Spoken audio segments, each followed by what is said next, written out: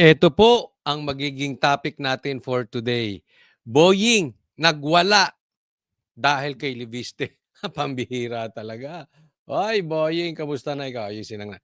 Pangalawa, Leviste, nagbigay ng taning sa mga magnanakaw. Ayan. Oh, binigyan na kayo ng oras, binigyan na ng taning. Naku, matindi talaga to si Leviste. Mamaya pag-uusapan po nating mabuti kasi na-interview namin siya sa SMNI. Eh syempre, bago yung interview, may usap-usapan pa. Ha? Merong kayong hindi nadinig. Ikukwento ko dito yung mga binulong sa amin ni Congressman Leviste. And after nun, meron pa ulit usapin. Meron pa kaming tanong, meron pa kaming pinag-usapan na wala din sa video. Oh. So, abangan nyo po yun. Pero kung ikaw ay hindi pa po nakapanood nung amin interview kanina sa SMNI kay Leviste, nako, panoorin nyo po.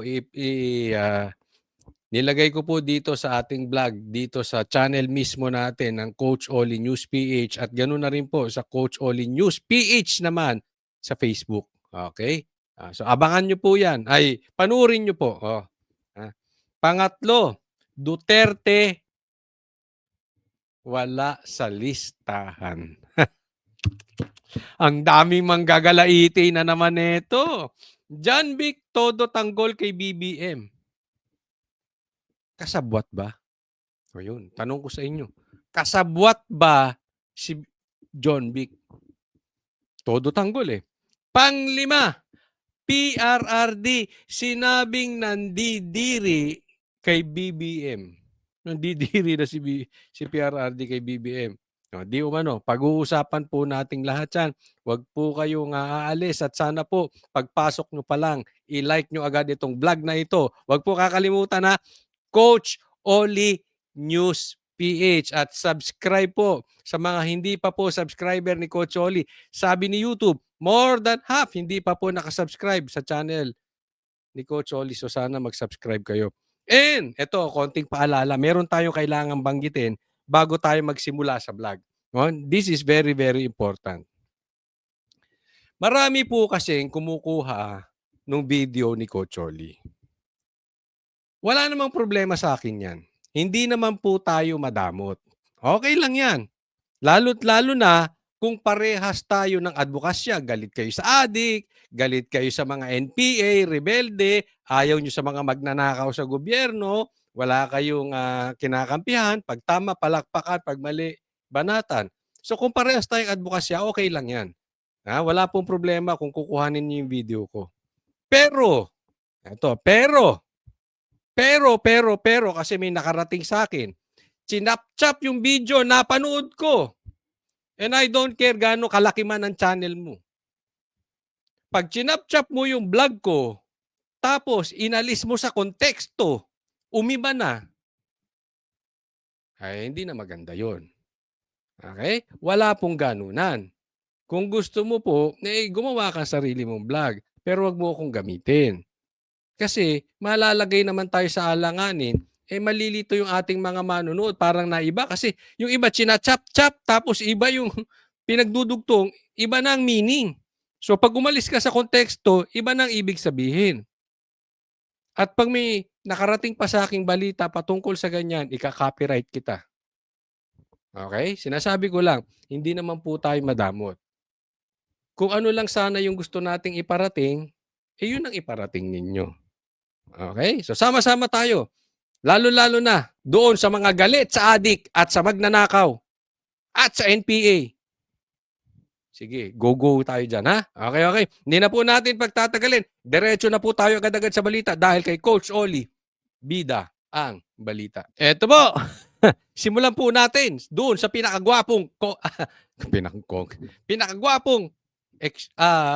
secretary na nabuhay sa balat ng Pilipinas.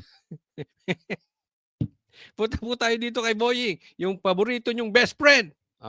Sige, anong masasabi dito ni Secretary Boying Remulla? Yung franchise, hindi mo ninegosyo. Yung batang-bata ka, ninegosyo mo yung franchise? Wala ka ba kahiyan? Nako, patay ka. Binanata ni Boying si Leviste. Batang-bata ka ba? Wala kang kahiyan? Anong klaseng Pilipino yan?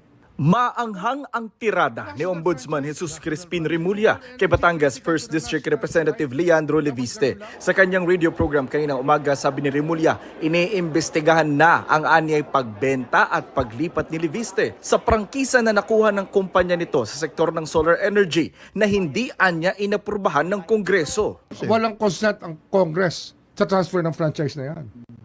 Critical yan. National franchise. National franchise Renewable energy, critical to the national life. Tapos ganun lang.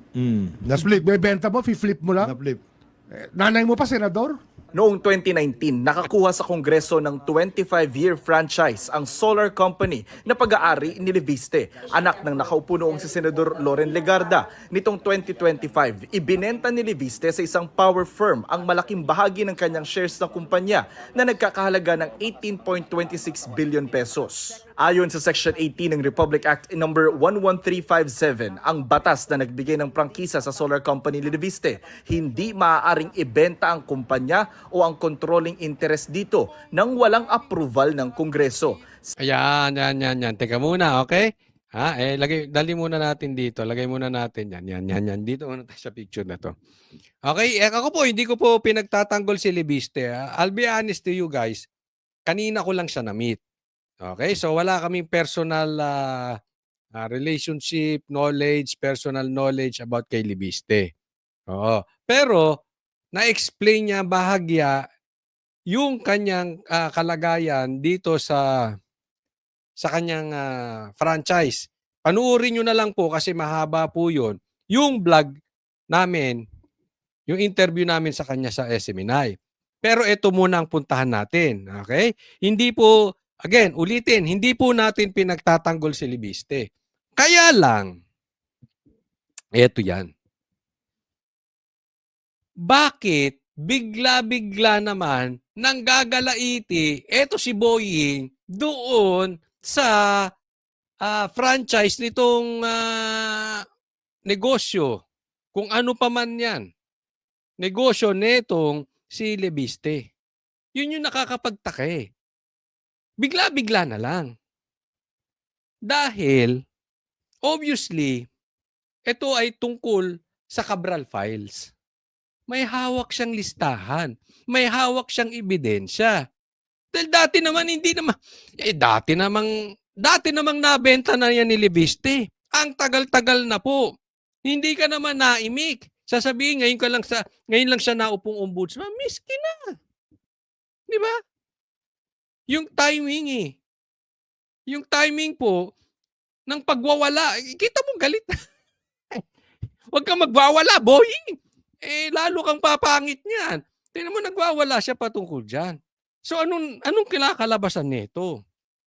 Bilang ombudsman, parang dinesisyonan mo na mali itong si Leviste. Mali yung hawak niyang Cabral Files. Ano nangyayari sa'yo? Nagmimistulang nag-aabugas siya o nag-aabugado. Ito si Boying sa panig nung magpinsan. Si Tamba at si Marcos or kung sino pa man ang nakalagay dun sa listahan. Ito issue na to. Uulitin ko. This is public knowledge. Alam naman po to ng isang involved na o mahilig sa politika, na sumusubaybay sa politika. Hindi mo kailangan maging grade 5 para maunawaan mo kung saan nanggagaling si Boying, ba't galit na galit. Yan ang hindi natin maintindihan na dapat patas ang ombudsman. Dito lumabas Lumabas.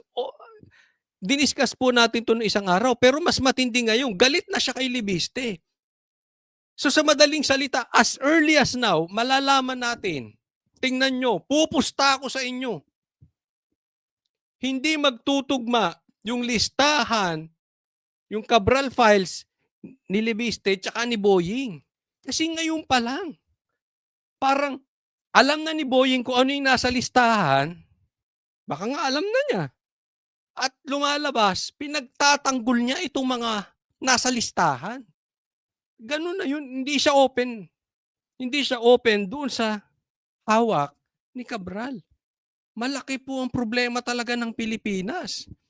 Malaki problema natin sa Rimulya. Hindi lang 'to si Boying kasi pati yung kapatid si Bongbong Marcos naman ay ipagtatanggol na mamaya ay magiging topic natin. Pero dito muna tayo.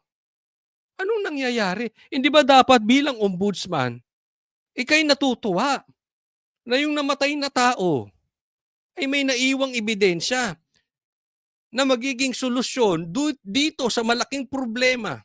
Aba, yung problema natin sa ghost projects.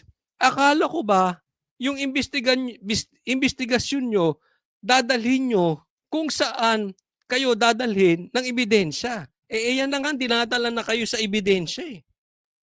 Alam mo kung ano sinabi sa amin ni Libiste kanina? Off-cam? Paiba-iba sila ng sinasabi, including to si Vince Dizon. Kaya nga ako, tinanong ko diretsahan.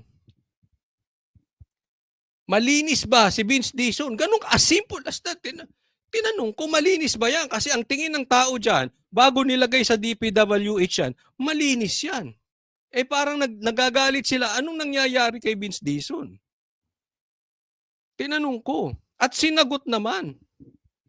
Sinagot naman ni Libiste, panuurin nyo. Dahil, yung dun sa vlog ko, dun niya sinagot ng kompleto. Pero sagot niya sa akin, naiipit si Libiste. Ay naiipit si Vince Dizon. Ba't tayo niya magsalita? Wala siyang magagawa eh. So sa madaling salita, alam ni Vince Dizon. Pero, pinili niya manahimik. So, ganyan po ang nangyayari sa gobyerno natin. Tuloy po natin. Dito na tayo, di ba? Ay, asan na?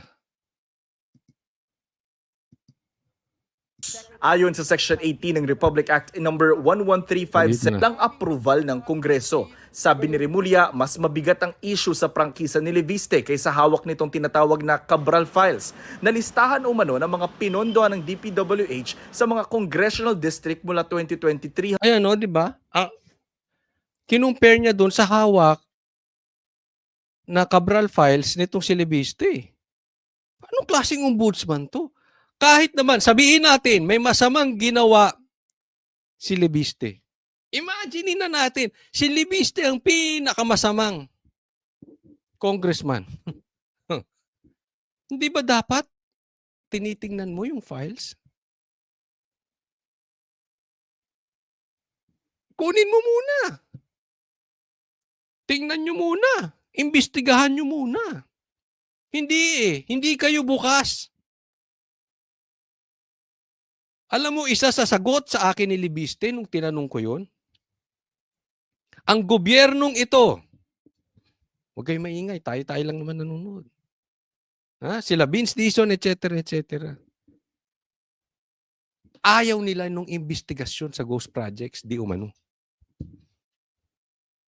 Hindi verbatim, pero ganyan ang sinabi.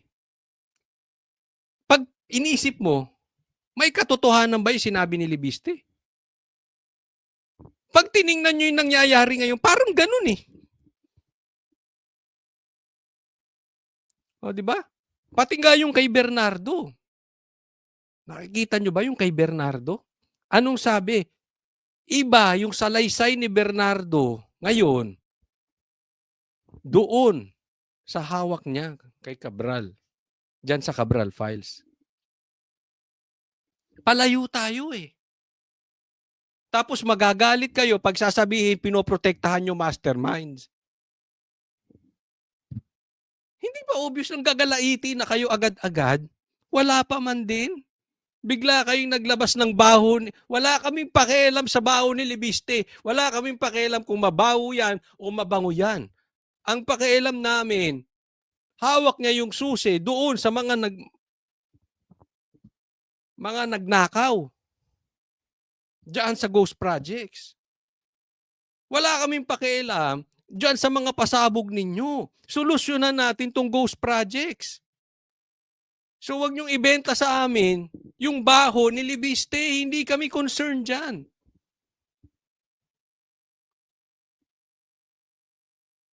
Doon tayo sa totoong issue. Halatang halata. Kayo, tanungin ko, sige. Yang ganyang reaction ba ni Boying, yan ba ay hindi lumalabas o nangangahulugan na nagpapakita na inilalayo sa mastermind? Bakit? Kailangan niyang magalit. Di ba? Eh di kung may pagkakasala at may pagkakamali si Libiste, eh di sa kanyo i-demanda. Pero hayaan nyo pumasok lahat ng files. Diba? Hanggang 2025 na nakuha raw ni Leviste sa opisina ni yumaong dating DPWH Undersecretary Cathy Cabral. Ilabas niya, subukan niya ilabas niya. Diba, Pag tingnan may natin dokumento, pag merong pupulutin, backup. no? The document Relax ka lang! Eh di, ilabas niya. Subukan niyang ilabas. Uy, ba't nang nagkalaiti ka? Talagang ilalabas na yan. Mamaya explain ko. Meron siyang sinabi, talagang ilalabas niya. Papatunayan ko mamaya, ha? Oo. So, relax lang. Alam mo yung sinabi niya sa amin, bakit hindi niya pa inaano? Nilalabas lahat? Inaantay kayo. Ano magiging reaction? Maganda nga ito, nakita nyo, di ba? Nakita nyo anong reaction ni Vince Dizon? Pagpalit-palit. Nakita nyo kung anong reaction ni Boying? Pagalit-galit. Di ba? Oh. Kaya nga, ang dali i-predict eh. Pag nilabas yan ni sasabihin mali. Ito yung totoong listahan. Di ba? Ganyan na sasabihin yan. Kitang-kita ngayon pa lang. he got when Cabral was alive is not the same document as when she is dead already. Because there's nobody to authenticate it. This is Yan. Congressman So, Leandro. irrelevant na yun. Si Irrelevant na yun. Oo, no? oo. Irrelevant Si- na yun. Ay, naku, excuse me po. Iba na daw yung nung buhay pa na files at saka yung patay na siya. Kasi wala daw mag-authenticate. Eh di ba mas maganda nga yung buhay siya? Nakuha niya nung buhay pa eh. Binigay sa kanya mismo eh. Babalikan ko ulit yung sinabi ko. Lahat po ng sinasabi ni Boying will lead us to believe hindi talaga sila magtutugma. Ngayon pa lang, hindi pa nila nakikita yung kay Leviste, hindi na agad. Kinukontran na niya agad. Yung tatayo doon. Unless he has other evidence to show that everything there is gospel truth. Hiningan na namin ng Oo. O yun, sabi niya, unless meron siyang ebidensya na yung nasa listahan ay gospel truth. Ibig sabihin may ebidensya. Meron. Yan ang tanong namin sa kanya. Meron ba? Alam daw nila Vince Dizon yun. Alam daw ng DPWH yun. Meron silang kopya nun. At hindi lang daw DPWH ang may kopya nun. Marami pang magkopya. Kaya nga, ang tanong ko, anong mangyayari sa atin kung magkaiba yung listahan mo, yung files mo, at magkaiba yung listahan ni Boying? Alam mo, sagot niya. Tanungin na lang natin yung tao kung sino mas papaniwalaan nila, si Boying o ako. Patay na. Kayo, ewan ko sa inyo. But ako, hindi ko kakilala itong mama na ito. Ha? Hindi ko rin naman personal kilala si Boying. Pero nakikita naman natin, kung between the two, kung sino mas kapanipaniwala, kayo muna, sige, sagutin nyo. Sa tingin nyo, sino ang mas kapanipaniwala? Si Leviste, si Boying?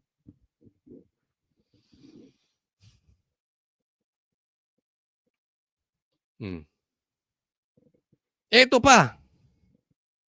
Ha? Meron daw nasa listahan 5 incumbent secretary. Naku, matindi itong pa. Kaya naman, todo kontra kay Leviste. Ha? So, hindi lang congressman, hindi lang mga congressmen, pati secretary. Kumikitang kabuhayan, no? Kaya aantayin natin, ha? kalma lang, ha? Oo, pero sa mga darating na panahon, alam natin, babakbakan nito. Babakbakan 'to si Libiste dahil malalagay sa liwanag yung mga madidilim. Mabubuking sila. Oh, imaginin mo pati secretary, oh, executive department, tao ni Bongbong directly. Eh kung nasa listahan itong 5 sekretary, imposible namang wala ang OP. Doon kanina sa interview namin, nabanggit ang OP. OP. O anong ibig sabihin ng OP? O kayo na, ilagay nyo dyan. So damay-damay na yan. Hindi pwedeng sekretary lang, nandiyan ang OP. Ah, di ba? Matindi ito. Komento rito si Leviste pero wala pa siyang tugon. Hihingi rin daw ng kopya ng Cabral files sa DPWH ang House Infrastructure Committee at kasama sa posible nilang ipatawag para ma-verify ang mga dokumento ay ang mga dating staff ni Cabral sa DPWH. I'm quite sure, hindi naman si UC Cabral yung nag-encode eh. Nung lahat po ng laman ng Cabral file. So, each and every member of the staff nung pong planning service can in fact be invited and asked for their positions on the matter. Dagdag ni Pati si Redon, di ba? Parang sinasabi, hindi naman si Cabral ang nag-encode niyan. So, imbitahin din natin kung sino-sino yung mga nag-encode. Diyan pa lang parang sinasabi ni Redon, parang. Baka mamaya magre-react ka na naman sa akin.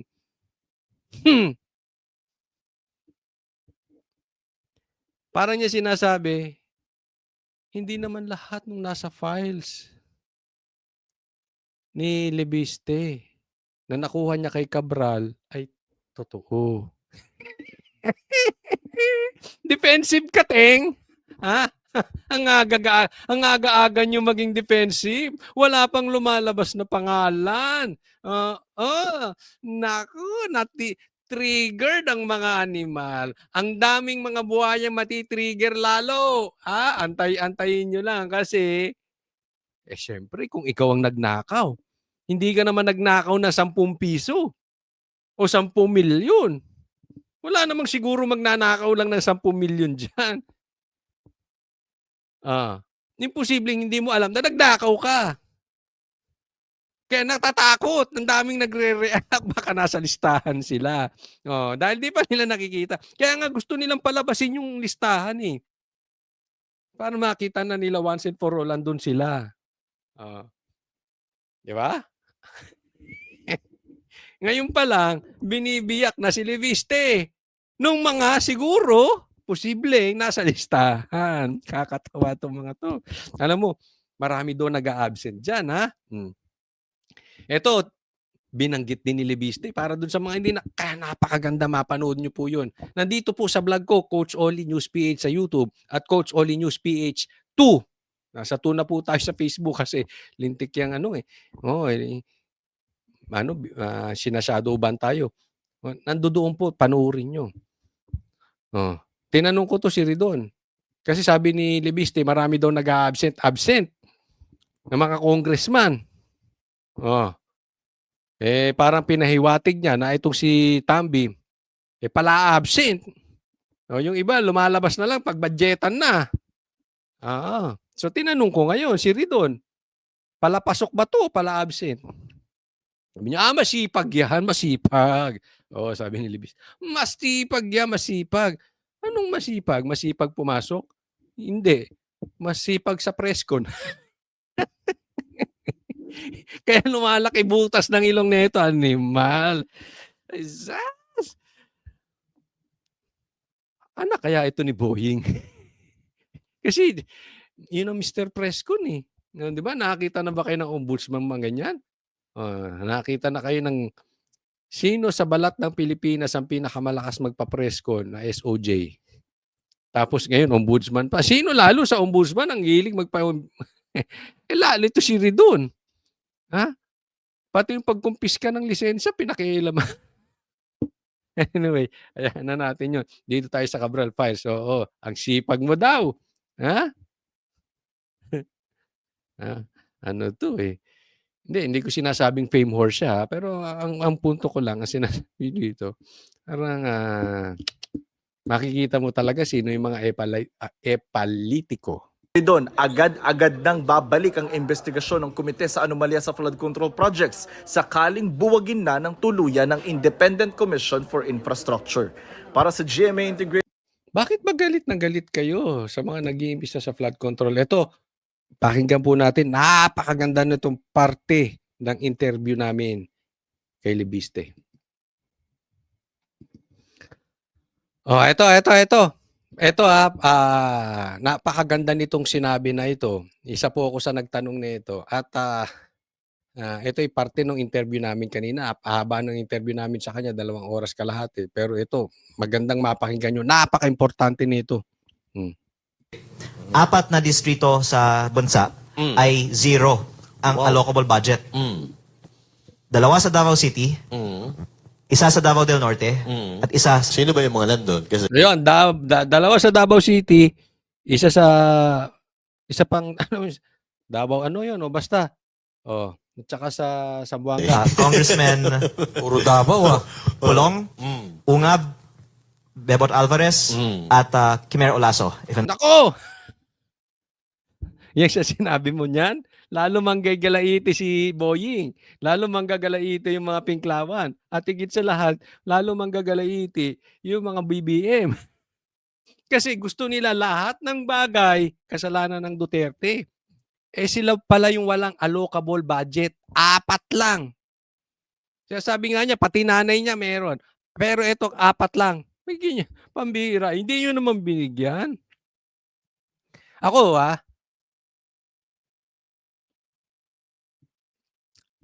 magugulat kayo siguro. Ako hindi ako nagugulat kung mangyari ito. Pero, malamang doon sa Cabral Files, walang korupsyon naganap sa Duterte. Karamihan nangyari on the 19th Congress. Meron man nung panahon ni PRRD, pero talagang nag 5 times, nag 10 times ngayong 19th Congress. At wala sa listahan di umano ang Duterte. Kaya pipigilan talaga nila yung Cabral Files na yan.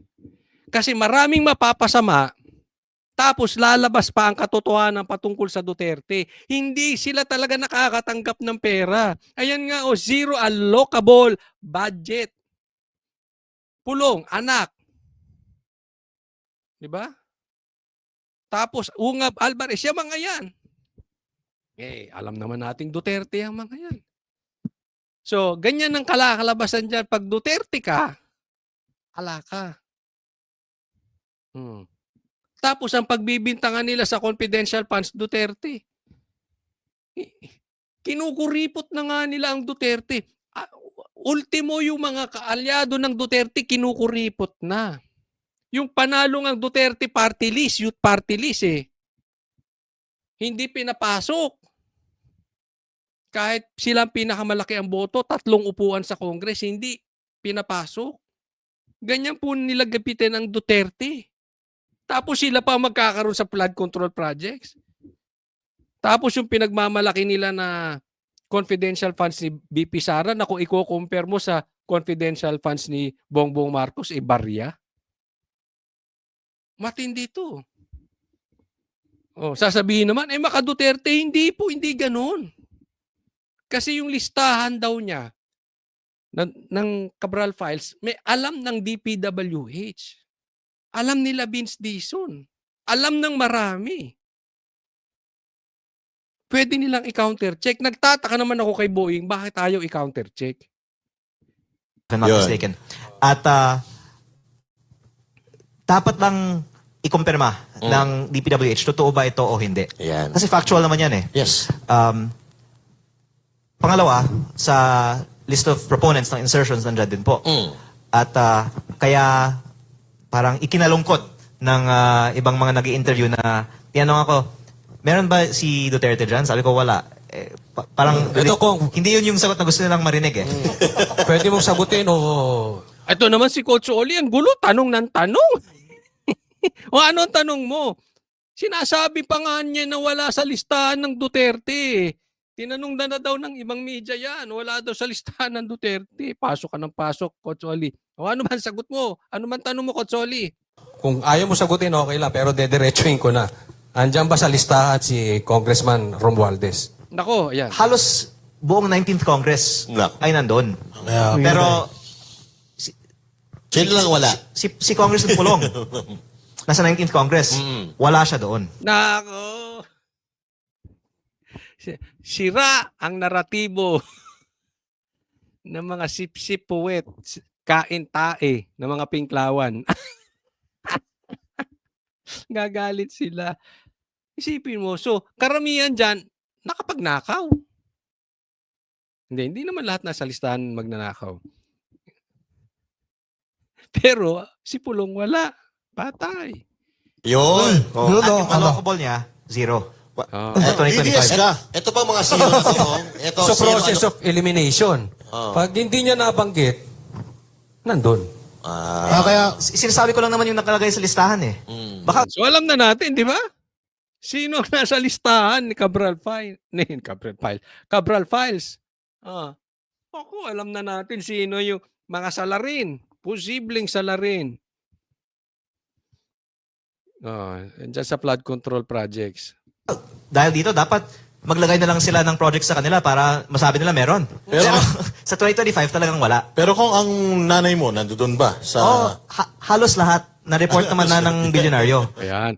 Pati nanay niya nandun. Actually, ganito yan. Kahit naman nasa listahan ka, hindi ko alam bakit nang gagalaiti. Kasi pati naman daw nanay niya nandun eh. Pero ipaliwanag mo ng maayos. Saan mo ginamit yung pera? Karamihan siguro dyan, baka mamaya, sa distrito, iba mo ginamit. Doon pa lang kaduda-duda, di ba? Halimbawa, taga Maynila ka. Ikaw ang kumuha ng kontrata sa distrito ng Bulacan. Bakit ka napunta ron? Or mga obviously, hindi nagamit ng mabuti yung pera. Kaya maraming triggered dito sa Cabral Files. As early as now, gaya na sabi ko, talagang ginigipit ito. Sa buong bansa, 4 lang ang district congressman na wala. Ito ngayon titingnan natin. Kung magtutugma ngayon, yung hawak nila na dokumento tsaka dun sa hawak mo. Ngayon, ako... Kaya eagerly awaiting tayo ano yung official sa sagot. Kasi imposible na makaiwas sila sa tanong na yan. Yes or no lang eh, factual. Yes. At hindi lang ako may kopya nito. Pati PCIJ na hindi naman DDS ang PCIJ. Diba? Ayan. So ito, maraming may kopya. Kaya nga, paano nila gigibain itong kay Libiste? So sabi pati PCIJ, hindi naman Duterte yon. Ano ba sinabi ng PCIJ? Sino ang pork barrel kings? Sige nga. Sino sinabi nilang pork barrel kings? Number 1, anak ng presidente, Sandro Marcos. Number 2, pinsan ng presidente, dating speaker Romualdez. Diyan pa lang. Akikita na natin. Inilabas ng PCIJ ito. Yes. Alam na to ng DPWH. So tutugma. Ibig niya sabihin, tutugma yung yung Cabral Files niya at saka sa PCIJ. Mag-iiba lang doon sa posible sa ombudsman kasi gagalit na eh. As early as now, nagagalit na. Ano pa nga yan? Galing nga sa kanila eh. At hindi lang ako yung So nagsabi. bakit di pa nila PCIJ. ilabas? I-verify. Yeah, mapakaganda ng tanong mo. Nagkakaalaman na pa eh. Para kang USB. Kaibigan natin yan si Cathy. Hindi pa nilalabas ni Cathy USB. Hindi kaibigan. Ba't di pa ilabas? Good question. Bakit nga ba hindi nyo pa ilabas yan? Actually, yung authenticate pa. sincerely, naawa ko kay Secretary Vince Dizon. Yun. Kaya yun ilabas. Dahil kay Vince Dizon. Naiipit. Kasi Huwag ka maawa dun, sir. naiipit siya. Ay, Boss Dada, salbahay ka. Tumandaan na nga si Vince Dizon bigla-bigla na napasok sa DPWH. Nangayayat pa na tinubuan na ng uban. Hindi pa maawa talaga 'to si Boss Dad. Huwag ka tumawa, oh. Bakit siya nagpapaipit? Hindi naman siya pwede magsinungaling. Kaya kung napansin nyo, mula nung namatay si Yumaong Yusek Cabral, hindi na siya nagpa-press con. Yes. Tsaka napapansin ko kung parang baka yung usapan, pagka papunta na doon, idinadivert niya eh. Medyo, parang makaiwas lang ba? Pero So again, kung... maawa naman tayo sa kanya. Ayan, pwede Napasimangot ako dyan, no? Maawa. Maawa kasi, alam niya eh. Alam niya si Ana. May access siya doon. Nasa DPWH secretary siya ngayon, di ba? Nilagay siya roon. Hindi naman siya pwede magsinungaling sa taong bayan. Nagigets nyo? Maayos naman din ito. As far as I know, yung dati. Natanggal, wait lang. Maayos to si Cabral. Si Vince Dizon. Kaya lang, naipit siya ron. So, hindi naman siya pwede magsalita. Hindi rin siya pwede magsinungaling.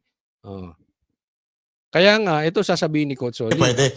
Buti na lang ito si So, maawa Kumaway pa tayo eh. sa kanya na manahimik na lang siya. Parang wala siyang alam. Ganun ba? Sila. Alam ko bakit tinanong ko yon?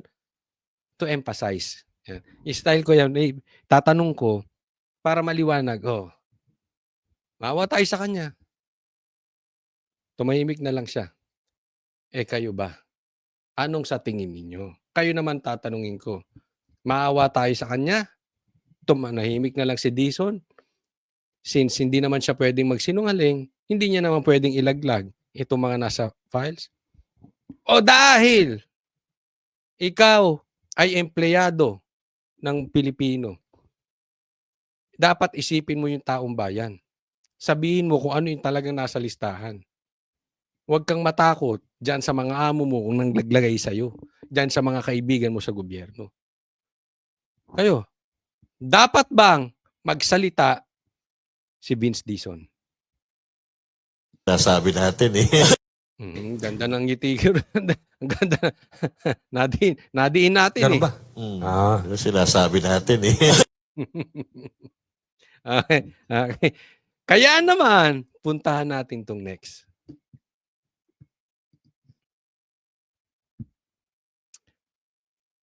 Kaya naman, eto, pinost niya to. Ngayon niya lang pinost to. Okay, tapos na po yung interview namin sa kanya. Bibigyan ko kayo ng 2 linggo para sabihin ang lahat. Sasagutin ko ang lahat ng pagbubukas ng ang lahat sa pagbubukas ng Kongreso sa January 26. Kaya nga ayaw niya muna magsalita. Siguro ako, sa tingin ko, inaantay niyang magkamali. Diba? Nakikita naman natin, ang dami na nga nagkakamali kasi pumupuyok na sila eh. Wala pa yung listahan. Yung nagagalit, di ba? Parang, halimbawa, nasa isang kwarto kayong aircon. At may umutot. Sinabi ni Libiste, may umutot. Kasi naaamoy niya ang baho. Ang daming pumuyok. Anong sinasabi mo umutot? Walang umutot. Wala namang umuutot eh. May naamoy ba kayo mabaho na. Parang Ghost Projects, mabaho na. May mga nagagalit. Walang umutot. Di naman umutot. Magtataka ka, bakit kayo nagagalit? Wala namang pasintabi mo. Pasintabi dun sa mga kumakain dyan. Ang gulo-gulo mo, Kotsoli, kaya nalalaglag yung ano eh.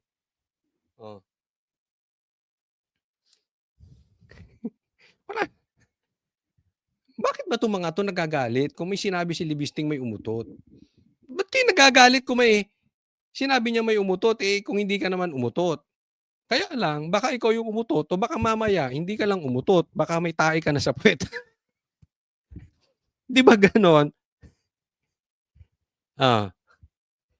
Ano ibig sabihin sa tae sa puwet? Hindi lang utot. Baka talagang sabog ang tae mo. Ibig sabihin, ganon na po kabaho.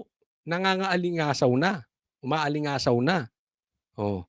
Kaya, nagagalit kay Libiste. Ang dami nagkakamali ngayon, no? Ngayon sabi niya, hindi mo na siya magsasalita. Eto, nagbigay na ng taning. Sasagutin niya before January 26. And hopefully, Ito nga ang challenge ko sa kanya kanina kung narinig ninyo. Sana hindi ka parang si Saldico. Bigla siyang nawala.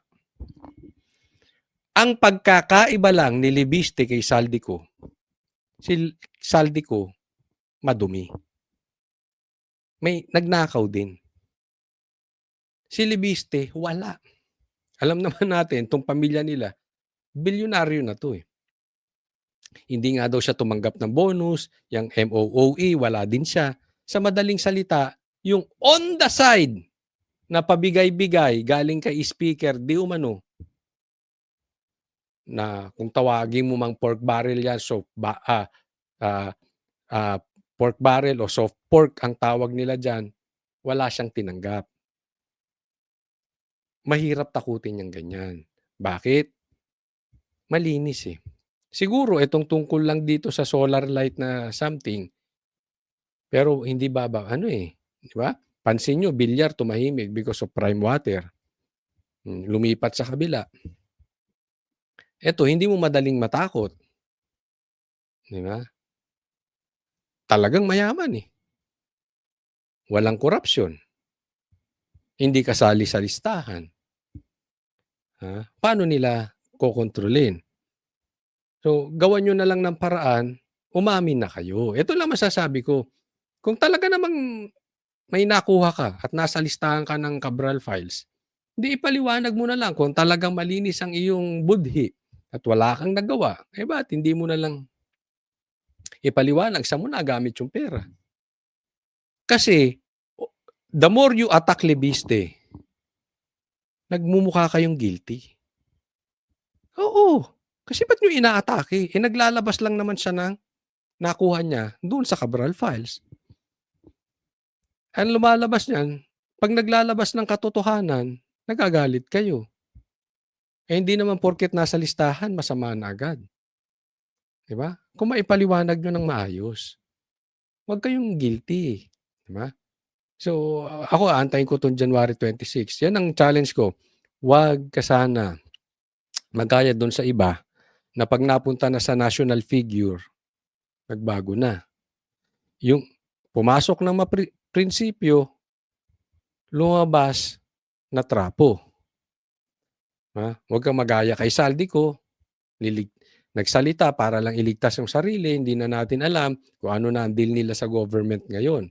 Baka mamaya magkaroon ng deal ito si Boying, o si Marcos, o si Sandro, o si Romualdez patungkol kay Libiste, manahimik na naman ng laho parang bula.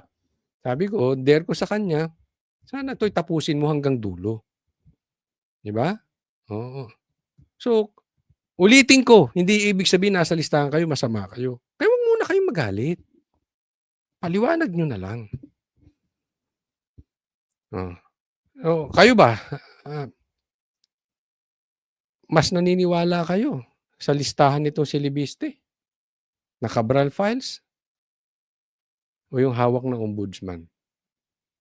Kung sakaling hindi magkaparehas. Ayan, next topic po tayo. From Boying galit na galit, puntahan naman natin yung kapatid. Talagang todo defense sila, di ba? Si Boying, di umano. Pinagtatanggol. Yung nasa listahan. Ito naman, todo tanggol naman kay Bongbong Marcos. Pakinggan natin. Si DILG Secretary John Vic Remulla na pawang kabulaanan lang ang ibinabatong aligasyon na si Pangulong Bongbong Marcos ang utak ng flood control scandal. Sa programang Politico Talks ng Billionaire News Channel, sinabi ni Remulla na ang SONA ni PBBM ang nagtulak sa administrasyon sa tamang direksyon.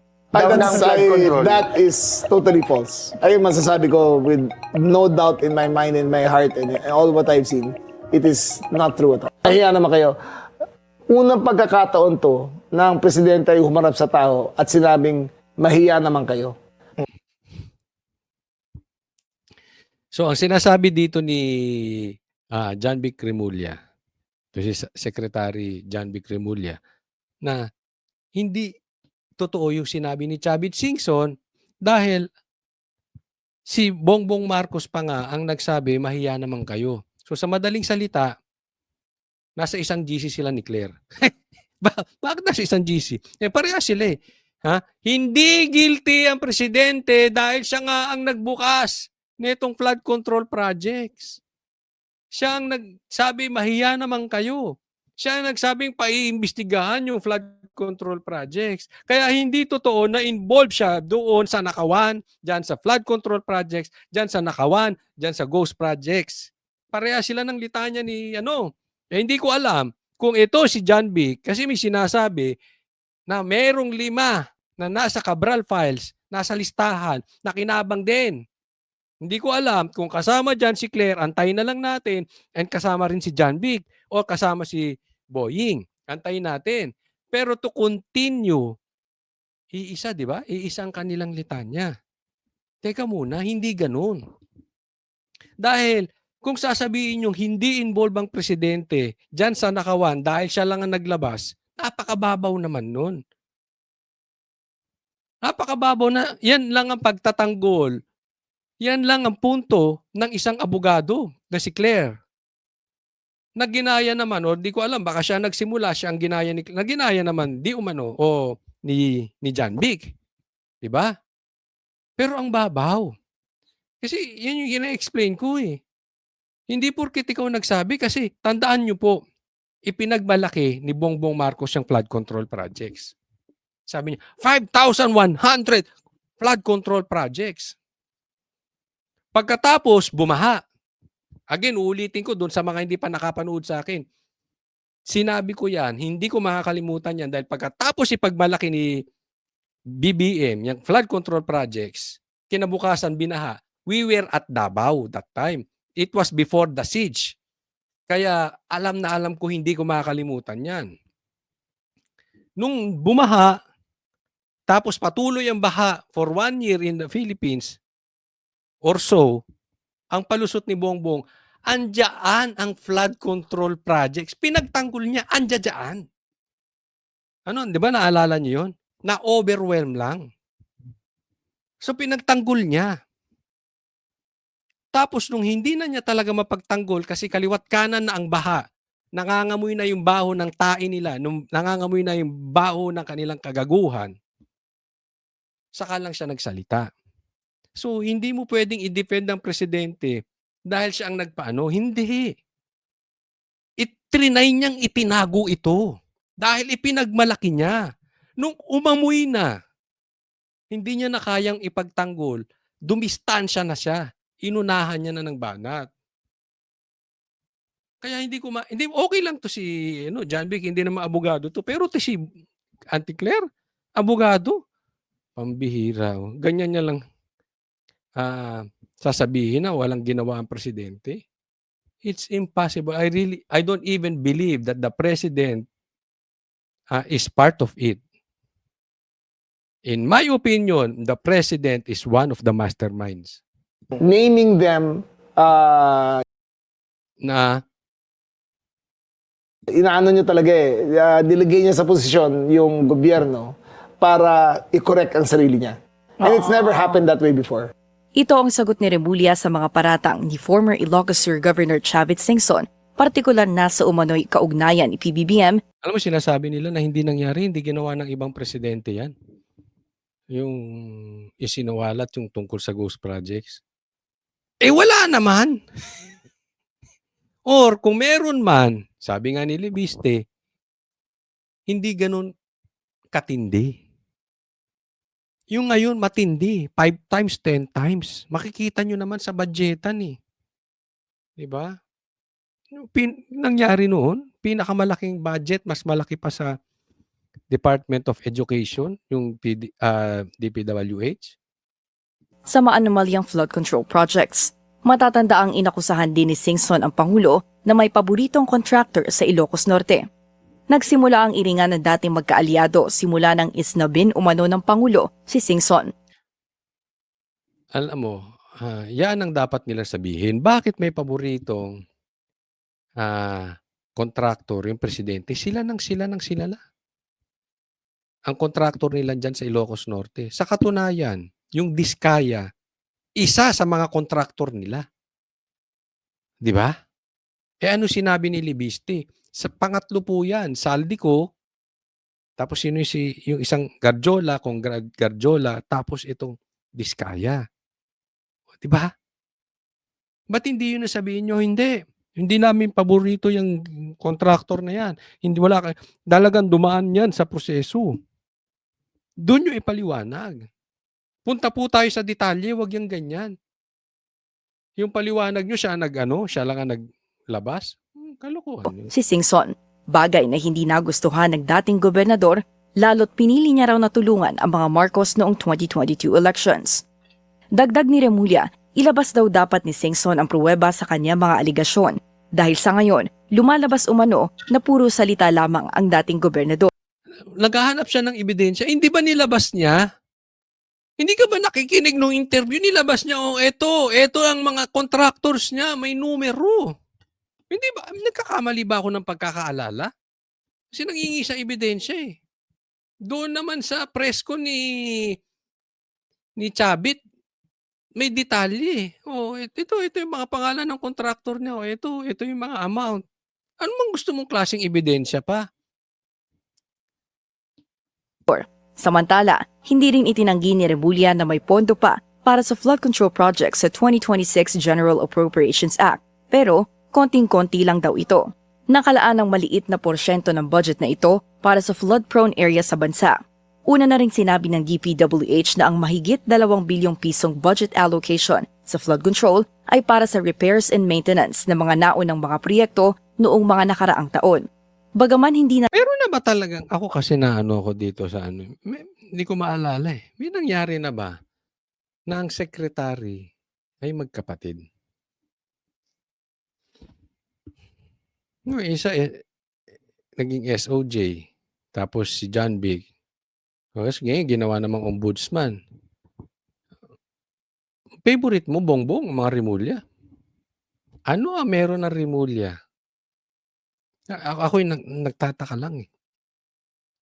Naisipin ko, ano meron Remulla na sobrang paborito mo sila? Dalawang nakaposisyon, magkapatid. Matataas ang posisyon. Ano kaya ang meron ng Remulla? Island Cove kaya? Hindi ko alam. Bakit? Yeah. May todo tanggol sila. Pareha silang magkapatid. Todo tanggol. Na parang napakalinis ng presidente, walang gagawing masama. At lahat ng kumontra sa Duterte napakadumi. Ganun po ang lumalabas. natupad ang December promise ng administrasyon para magpakulong ng mga malalaking isda. Sigurado raw si Remulla na uusad ang mga inihahandang kaso ng ombudsman. Yeah. Sigurado daw si John Big na uusad ang mga kaso sa ombudsman. Yung pangako nga ni maraming walang Merry Christmas. Maraming malaking tao makukulong. Wala naman, si Diskaya lang. Malaking tao ba yun? Kasi kahit kontraktor yan at nangurap yan, makakakurap ba yung kontraktor na yan nang walang basbas ng nasa ibabaw ng isang congressman or kung sino man? Meron yun.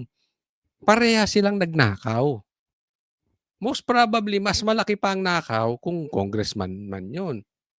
Imposible naman. Yeah? So, hindi yan ang hinahanap ng taong bayan. Meron talagang makulong na malaki. One of the masterminds, Bongbong. Ewan ko kung kaya mong di ipakulong ang sarili mo, di umano. Pero, sa madaling salita, ampaw ang mga pangako nito si Bongbong Marcos.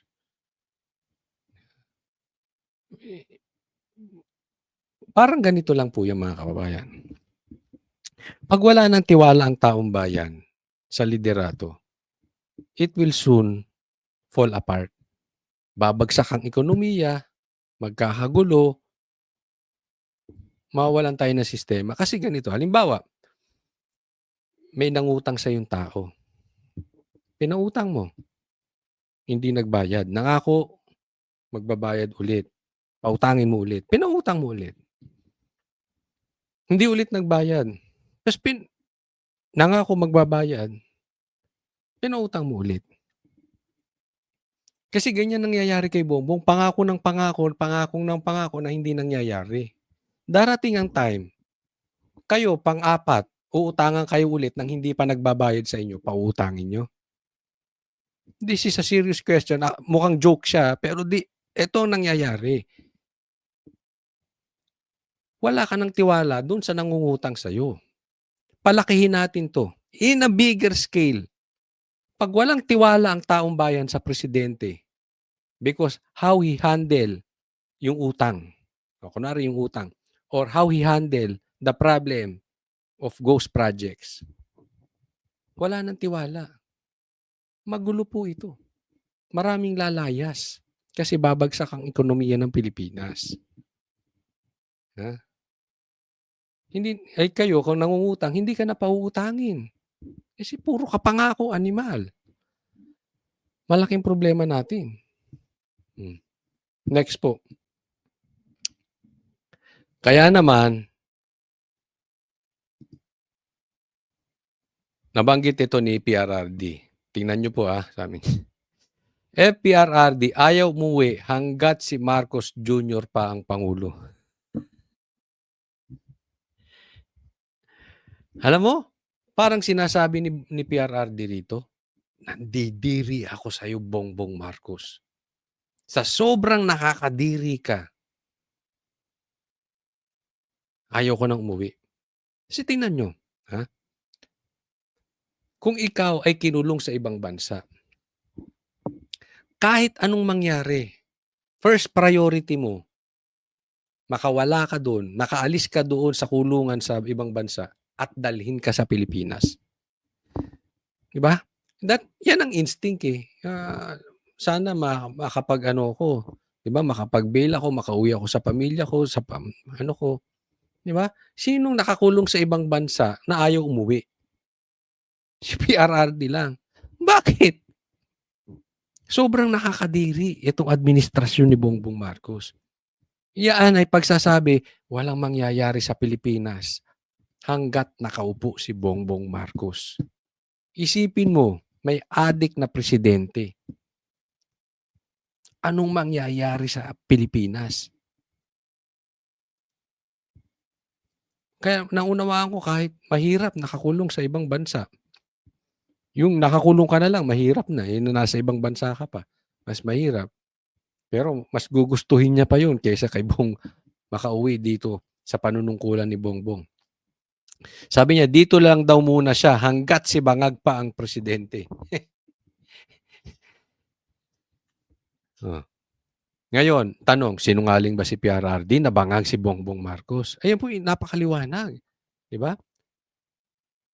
Antimano, hindi namin sinuportahan si Sara nung tumakbo silang tandem nitong si Bongbong at saka si Sara. Alam nyo kung bakit? Alam na namin, sinabi na ni PRRD, bangag yan. 3 years after, pinatunayan mismo ng kapatid niya, bangag si Bongbong Marcos. And until now, ayaw magpa-drug test. Kaya doon palang kitang-kita na natin na talagang addict talaga to si Bongbong Marcos. Kita niyong gulong nangyayari? Nakawan? Pinsan niya? Anak niya? Pork barrel kings?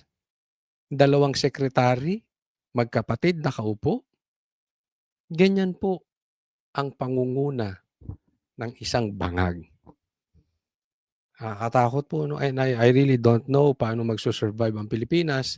Ako'y naniniwala sa milagro. Sa milagro na lang talaga tayo aasa na may Panginoon na masusurvive natin ang ganitong klaseng presidente ng 3 taon pa. Ang nakakatakot dito, eto, may usapin. Hindi bababayad si Bongbong Marcos. Dahil alam niya, kaliwat kanan ang kaso niya. Remember, ako sa tingin ko, na nasa Cabral files yan. Hindi malayo sa katotohanan yun. Hindi malayo sa katotohanan na nakinabang siya dito sa Ghost Projects. Mananagot at mananagot ng todo to si Bongbong Marcos. Next po tayo.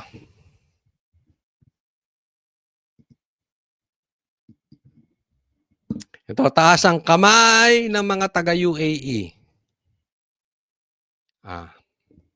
Sabi, Philippines, President Marcos Jr. courts investors with business pitch ahead of UAE trip.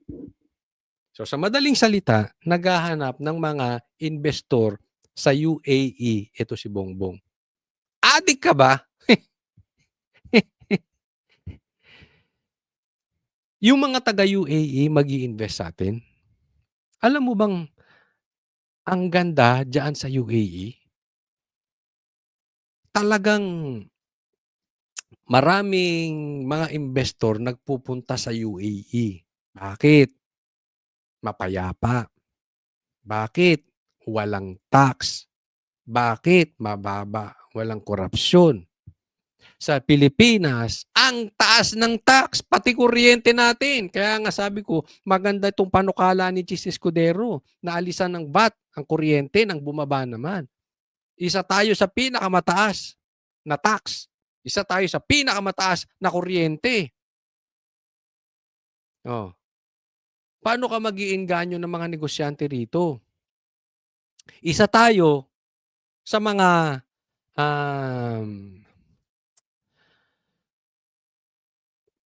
pinakamalala ang korupsyon. Under the table. So kung ikaw, meron kang kapasidad magnegosyo sa UAE, magninegosyo ka pa ba sa Pilipinas? Hindi na, oy. Ang daming lagayan, ang mahal ng kuryente, ang mahal ng negosyo. Unstable ang Pilipinas. Magninegosyo ka pa sa Pilipinas? Hindi na. Alam mo, sa katunayan, marami akong kakilala. Ito gustong magnegosyo sa UAE. Dahil very promising ang negosyo doon. Kaya nga sabi ko, Bongbong, adik ka ba talaga? Sinong loko-loko na magninegosyo galing doon? Dito na. Yung mga galing nga dito gusto magnegosyo doon eh. Tapos sila magpaninegosyo sa Pilipinas. Adik lang. Ang labo eh. Kaya nga, alam mo, hindi mo makukuha sa ganyan yan. Punta ka rito, hindi nga natin alam na baka mamaya, nagtatago na ng pera to si Bongbong doon. Pwede niya itago. Hindi ko alam kung pwede niya itago sa bangko, pero marami talaga pwede magdala ng pera doon. Magdala ka ng pera doon, magnegosyo ka. Hindi ko alam what is the real purpose of Bongbong Marcos in going there. Hindi para kumuha. Ang tagal na niyang nagtatravel. Di ba? Pagkapasok pa lang niya as president, nag-get-go. Travel dito. Nagkukuha siya ng investor. Meron ba nag-invest galing ibang bansa? Wala.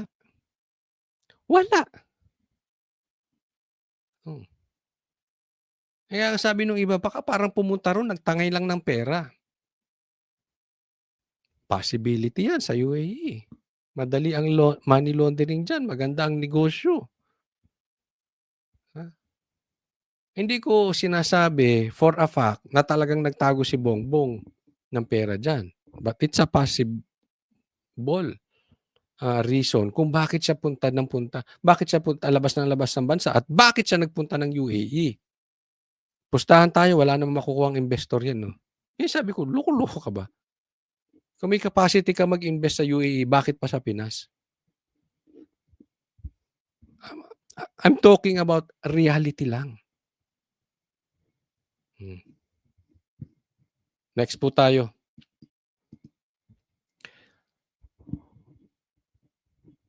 Ito po obserbahan nyo po itong bus.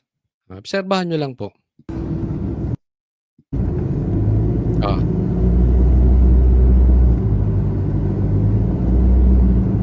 Anong napapansin nyo sa bus? Sige nga, tingnan nyo napapansin nyo sa bus.